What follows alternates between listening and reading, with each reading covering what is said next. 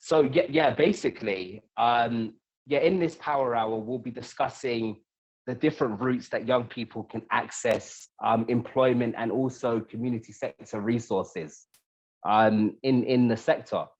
So yeah, in that vein, I'll kick off. So first of all, I mean, we have to look at the barriers in terms of young people getting involved in creative work, in creative activities, and also in creative work experience as well. Some of those barriers will be financial. Some of them will be access to resources. There are a lot of young people that want to run their own projects. I've worked with a lot of young people, 60 actors or so, who all want to launch their own productions. And then there's also opportunities, so ways to build your skills and also ways to work in the sector itself. So in terms of the different avenues to getting involved in this creative field, whether it's acting, music, drama, and dance schools, those are one particular access route. They take on young performers, and often I work with some great academies actually that are really interested in upskilling young people to a professional level. And usually you will find those who join the creative workforce and have gone through that route have really received professional forms of training. And I've given some examples of some of those great organizations I've worked with. So, and this is for those in South London and maybe other parts of London who also want to engage with those services. So Wimbledon Civic Theatre Trust is one example. We've worked with them for a while now. They're a great organization. They take a wide catchment of young people, different interests, different experience levels, and they train them in theatrical production, basically, so how to act as actors on stage. And they also make short films as well. In such an acting school, you'll not only receive professional training, but you'll have opportunities for performance actually itself. The Bury Academy is something that's similar to the Wimbledon Civic Theatre Trust. They're based though in Lambeth, more so. So kind of the other part of South London as opposed to Wimbledon, which is Merton. Ignition Dance Company, they're a dance school teaching urban types of dance, Caribbean music, hip hop, and other genres. The South London Dance School, the London School of Samba, dance in particular has a wide range of cultural nuances. And you will often find different dance schools cater for different forms of music from different parts of the world. And there are always ways you can get engaged with those. Creative youth organizations are the next type of organization I'll speak about. And Unique Talent is a key example of that, actually. So we run a lot of kind of skills-based programs, whether it be media production courses for young people. Those are free courses that young people can join, learn from industry experts. Iconic Steps are similar. They run media production courses as well. And they also have an alumni program, which gives access to work mentoring. So they work with very big production companies like Disney, Warner Brothers, and Netflix. And their academy has over 100 young people in it. And you can get work mentors from those companies and also take part in media courses and other creative facilities. And these are just, what I would say is take the opportunity to reach out to some of these organizations. I'm including my own if you want to, basically. And you have young people that want to engage in this, or you're a young person, themselves who also wants to engage in this. Cyrus Consultancy is a great music organization in Croydon. They run they have free studio time, which they'll offer to young people. So that's access to resources. They also have trained musicians, professional musicians, who will come in and actually deliver sessions and teach lyric writing, sound engineering, and the different aspects of that, that creative field.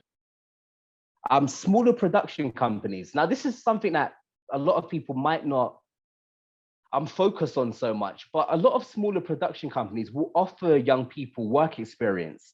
And also, if the young people are particularly productive in that work experience, they will employ those young people. And some examples of media production companies we've worked with who do that: JVH Studios, Mountain Productions. These are small media production companies that make music videos. They also have lighting kind of services as well, basically, where you may hire a gaffer, which is someone who's required to light a sets. And young people can join the workforce effectively in those small production companies and actually take their skills to the next level. Yeah, can we move on, please? Okay, so a big one, accessing employment, skills-based training, and creative resources. What are the routes to employment? That's the golden question, isn't it, for a lot of young people? How do I actually get hired in this sector? And from speaking to a lot of young people, working with a lot of young people, and employing a lot of young people ourselves, we've hired over 70 young people over in the last year, actually. The power of networking is something that's very instrumental in that.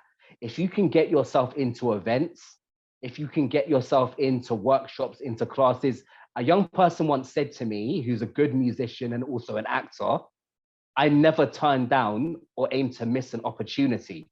And what he meant by that is an opportunity to meet new people, actually. That networking, you will find yourself around film directors, film producers. In the musical sector, you'll find yourself around sound engineers, music producers as well, artists, those who you can collaborate with. You'll find yourself around dancers. You'll find yourself around people who are launching their own projects and would like to hire individuals. And often it's about human communication, how you pitch yourself to an individual, how you represent yourself. And the power of networking can really be quite instrumental in that. Even for myself, when I was younger, I was offered opportunities basically through individuals who put me in contact with other individuals to work at places like BBC radio stations. And that is because of going around and meeting new people and being able to sell myself and my skills effectively. So always making the most of opportunities to meet new people in the creative sector is very instrumental in terms of finding employment. Getting an agent. So we ran a workshop with an actress called Sade Giliberti, and she's from South Africa. And she was breaking down to young people kind of the tips of how you get agents. Really, that comes down to building an effective show reel that in a short amount of time can convey your best amount of work. And at the same time as that, also making sure you contact as many agents as possible. So that is kind of a numbers game with the agents in terms of you will eventually get your break, hopefully, from someone who sees your profile and thinks, you know what, I'll work with that person and I'll take them on. Once the agent takes you on, they can then move forward actually with sourcing job opportunities for you, putting you in castings if you're an actor, or basically looking at record labels that would be interested in your musical products. And for dancing, it's very similar as well. We've hired dancers and they come through agencies who refer them to us. And also, I'm happy if Youth Music is happy actually for me to share one of the sessions that Sade Giliberti delivered to some young people actually about how to get an agent. Yeah, going to events, which is part of networking. So, there are many big film events, whether it's, the kind of the massive ones like the BAFTAs or to film festivals and different opportunities where different people from different sectors will come together and often find themselves, whether it be film screenings, red carpet events. There are many different events that you can enter and go into basically that will help with your networking journey. Volunteering. Now, a film director who we've worked with called Adriano Cerilli, he's quite a successful film director and screenplay writer, just been nominated to go to the Berlin Film Festival earlier this year, actually. He said that the way he began his creative career is that he volunteered. And for a lot of young people, that will be the journey. You will basically have to offer some services for free to prove how noteworthy you are and how much you can bring to different enterprises and organizations. And by doing that, it not only puts you in a sound position that you're the first person they think about when there's a job opportunity. It also upskills you as well. Working on professional sets with professional organizations, you begin to learn things like the jargon, the methods of doing things, how to use kit more effectively. It takes you to a higher professional level, which means that you're ready for the industry when you need to get involved in it, or when you wish to get involved in it. Internship opportunities. So this is something that we do offer quite a lot of actually at Unique Talent. And we will help young people to upskill in their job opportunities. Often this can be offered through schools, organizations, or again, the power of networking. If you work with community organizations, they can actually assist with providing those internship opportunities into companies. We've had Sky offer our young people opportunities to actually enter internships. And we've had many other big companies do the same thing. Internships are a great route to getting your foot in the door with professional companies, building your CV, and also, again, learning the professional skills and placing yourself. Most of what I'm going to say about employment is about placement. You have to place yourself at the right place at the right time. Someone once told me, luck is when opportunity meets preparation. So if you prepare yourself when the opportunities are there, you'll be ready to accept them. And alumni programs. So there are community organizations that effectively run alumni programs where people graduate from their courses and then get access to different services. The service I was talking about earlier, Iconic Steps, has a lifetime alumni program. So they will help young people for as many years as the young person wants to actually engage. And with that, you can get access to shortlisted jobs effectively, because certain media production companies, this may be something that's a bit more technical, but certain media production companies are kept to quotas of how many people from diverse communities and backgrounds they have to put into employment and put into their workforce. As a result of that, companies like Iconic Steps and others will be handed job opportunities that they can then offer to the young people, basically, who are on their programs and in their alumni. So there is a statutory element to this now, where the government has basically mandated media companies and different artistic companies to make sure they have a diverse workforce. And that's another route to accessing employment, going through the alumni programs to get shortlisted jobs. Can we move on, please? So yeah, accessing employment, skills-based training, and creative resources. So the next aspect I'll speak about really is skills-based training. You can get referrals from agencies. So for some young people who have had maybe some more difficult backgrounds, they may work with social workers. Some even may work with offender managers, because we do work at Unique Talent with young offenders. And those services will often have referral partners and be offered referrals from community organizations such as myself, basically, so that young people can get involved in different types of programs. And if you are a young person and you're working with a social worker, with an offender manager, even if you live in a supported accommodation and you have a key worker, you should reach out to your key worker and speak to them about these things. Some young people that may even want to take a higher level of initiative might seek out different resources or community organizations that help them, and then ask their key worker to refer them into that particular service and get assistance with that. Referrals from schools, that's another big one. The government's been pushing a big kind of work experience agenda, I would put it, where they are asking sixth forms and colleges, for example, to find ways to build contacts with those in the industry, so that young people can get skills-based training and work experience, because maybe it's assessed that education alone is not effective enough to actually do these kind of things and to provide young people with those kind of opportunities. So yes, schools are a big avenue, and they will offer programs as well, and young people can enter those programs, which is why it's important to stand out to your teachers, because if an opportunity like that comes on board, then they will select you for that.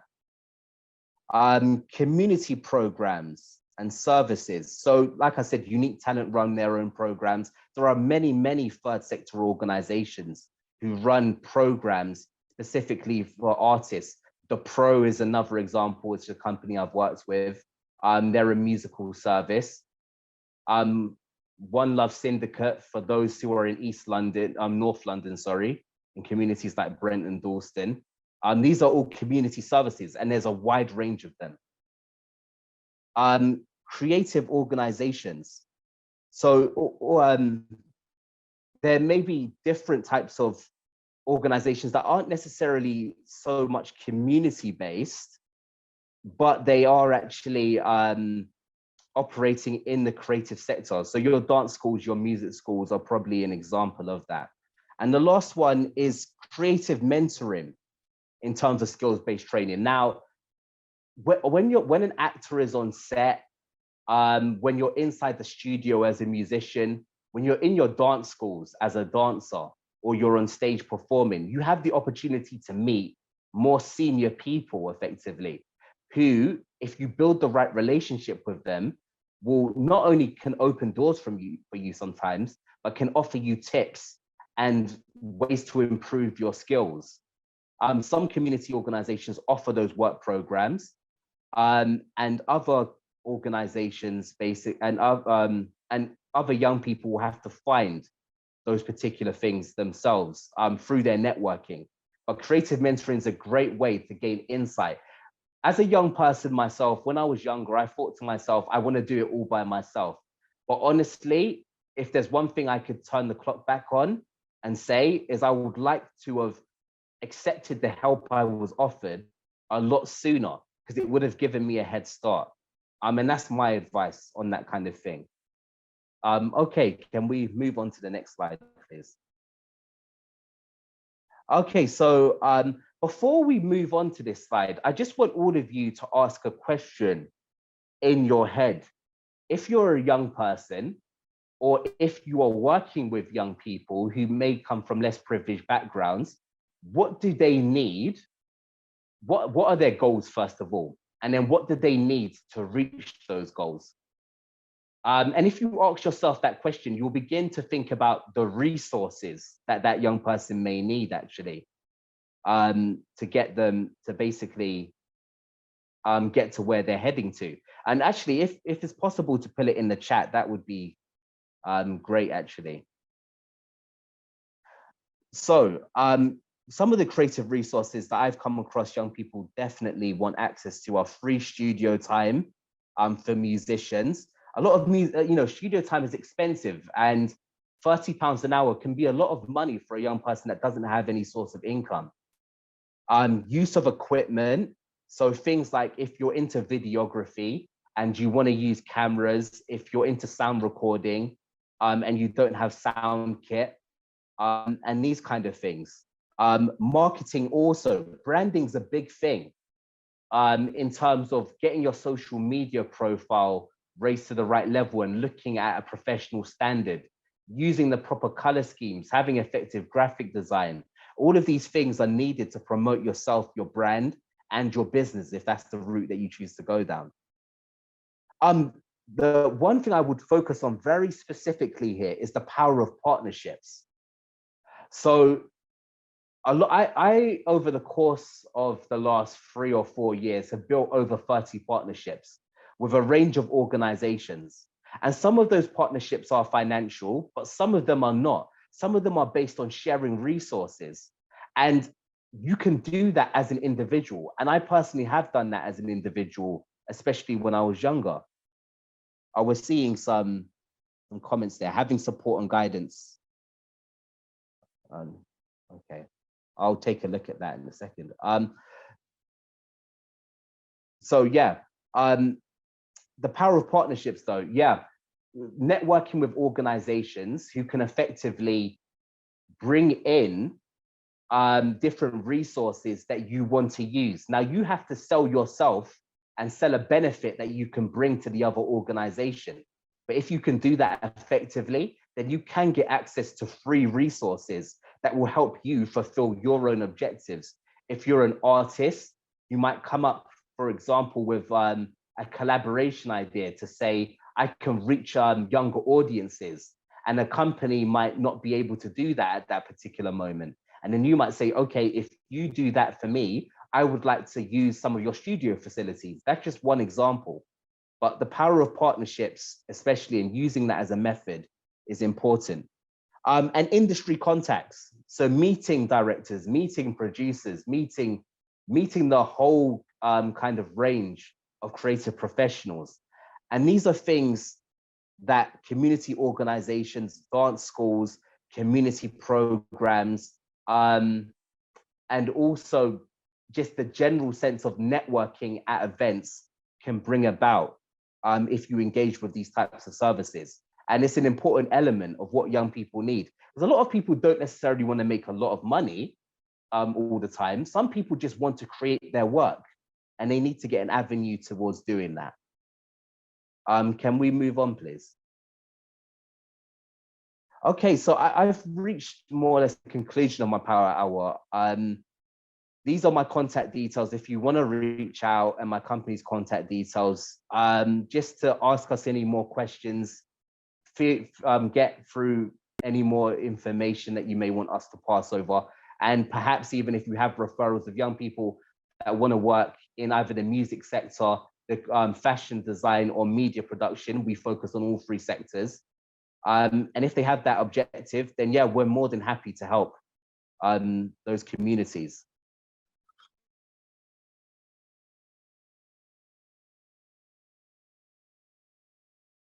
Thank you so much. Has anyone got any questions for Jerome?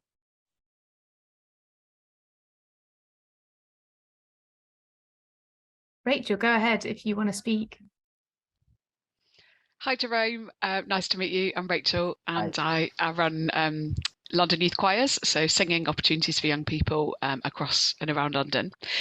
Firstly, thank you so much for your presentation. Really, really enjoyed it, and I've been making notes like crazy. I think one of the main things I took out of it is like so many things that maybe we take for granted as adults working in the music industry, and forget to actually isolate some of those steps that are between the sort of engagement and then moving between that into pathways into the industry. And I think you've outlined them so clearly. So thank you for that.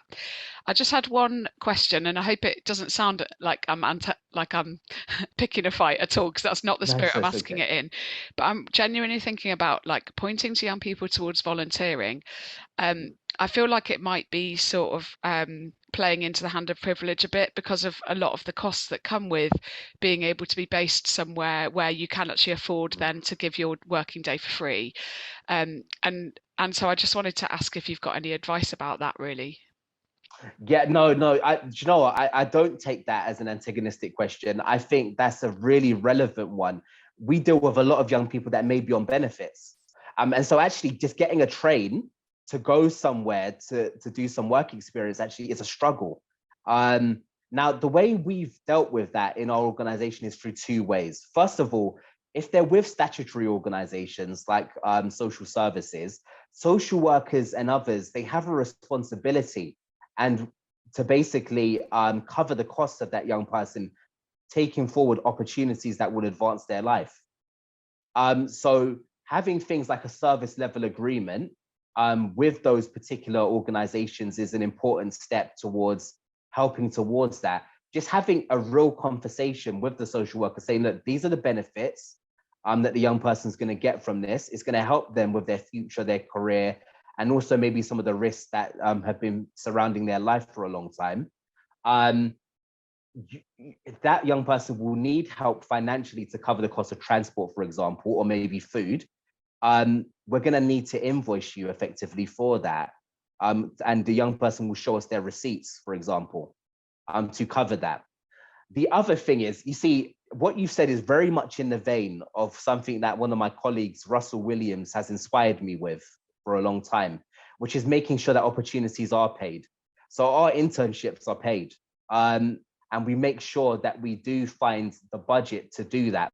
And actually, funders are receptive to that. So I'm not sure what type of organization are you? What are you registered as legally? We're charity. Yeah, So charity. you're a charity. So if you go to your funders and you ask them for budgets, basically, to pay young people, they won't turn that down. Funders are quite understanding of this, and Youth Music would probably say this as well, especially given the Next Gen Fund, which put in a budget for young people to pay themselves. So yeah, those are two methods basically that I would point to. That's super helpful. Thank you. Okay. Thanks very much.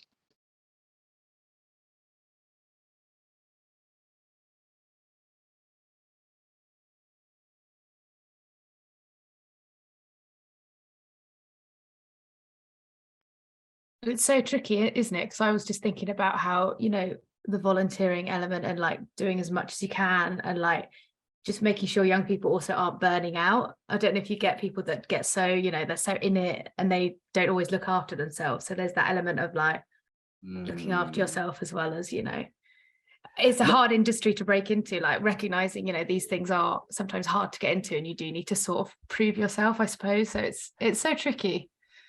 No, that is 100% true. And you know what? If we're honest about it, as adults, we probably don't do the best at that, not burning ourselves out as well. It's a life skill, isn't it? Really. And I found, because I've just what's come to my mind is a young lady who is very quite inspirational actually in her approaches towards things and her achievements and what she's done. And I was doing some mentoring with her for a short period of time. And it was career-based. And that was something I picked up with her and did speak to her about.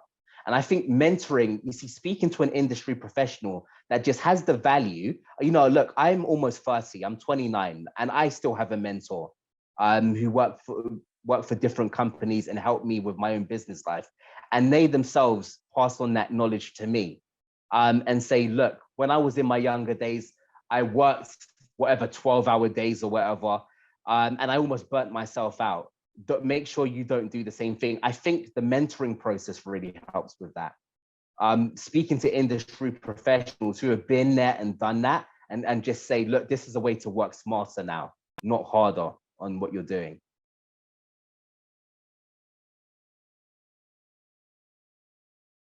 We have a question in the chat. Is it easy if I read it out to you?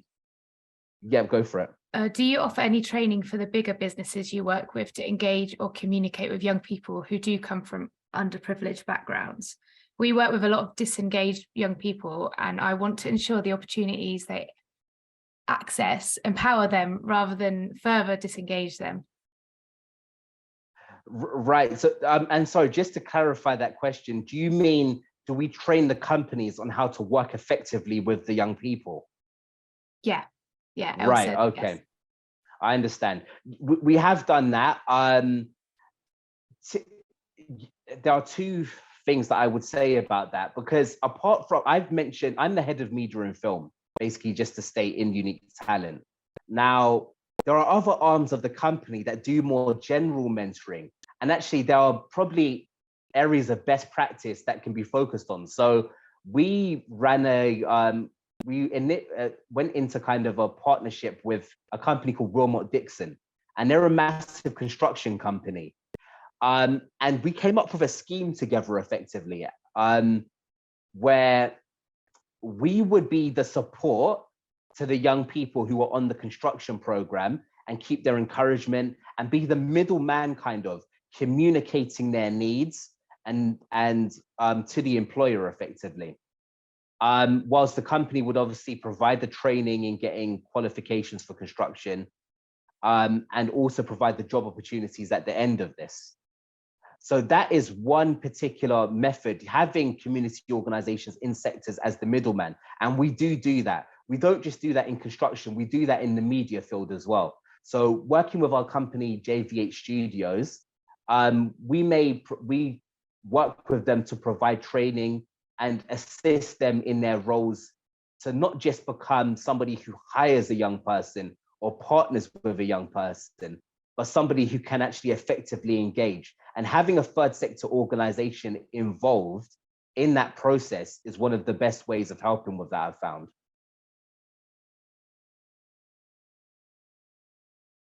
Thanks. Elle says that answers their question. So that's great. Thank you. Just see if there's anything I missed.